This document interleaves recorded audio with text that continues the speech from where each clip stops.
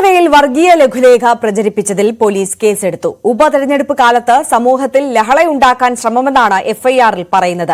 ന്യൂനപക്ഷ മോർച്ചയുടെ പേരിലാണ് ലഘുലേഖ പ്രചരിപ്പിച്ചത്. ന്യൂസ് 18 വാർത്തയെ തുടർന്നാണ് നടപടി.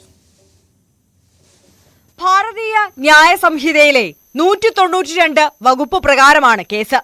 കോൺഗ്രസ് നേതാവ് TM കൃഷ്ണനാണ് പരാതി നൽകിയത്. ഇതുമായി ബന്ധപ്പെട്ട് ന്യൂനപക്ഷ മോർച്ചയുടെ നേതാക്കളെ വരും ദിവസങ്ങളിൽ ചോദ്യം ചെയ്യും. ലഘുലേഖയുടെ ഉറവിടമടക്കം വെളിവാക്കുന്നതിന് വേണ്ടിയാണ് ഇവരെ ചോദ്യം ചെയ്യുന്നത്. രാഷ്ട്രീയ ഇസ്ലാമിനെതിരെ വോട്ട് ചെയ്യണമെന്നായിരുന്നു ലഘുലേഖയിലൂടെ ആഹ്വാനം ചെയ്തത്. ക്രൈസ്തവ പ്രീണനം ലക്ഷ്യമിട്ട് ചേലക്കര കാളിയാർ റോഡ് ചർച്ച് ഇടവകയിലാണ് ലഘുലേഖ വിതരണം ചെയ്തത്. രാഷ്ട്രീയ ഇസ്ലാമിന്റെ വളർച്ചയിൽ കേരളത്തിൽ ഏറ്റവും അധികം ദോഷം ചെയ്യുക ക്രൈസ്തവർക്കെന്ന് ലഘുലേഖയിൽ പറയുന്നു. ഇടതു വലതു മുന്നണികൾ ഇസ്ലാമിക പക്ഷത്തേക്ക് ചാഞ്ഞെന്ന് ലഘുലേഖയിൽ ആരോപണമുണ്ട്.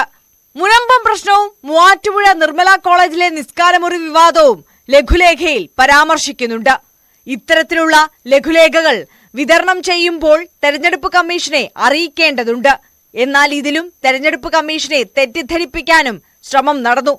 തൃശൂർ ലോക്സഭാ തെരഞ്ഞെടുപ്പുമായി ബന്ധപ്പെട്ട് വിതരണം ചെയ്ത ലഘുലേഖകൾ എന്നാണ് പറഞ്ഞിരുന്നത്.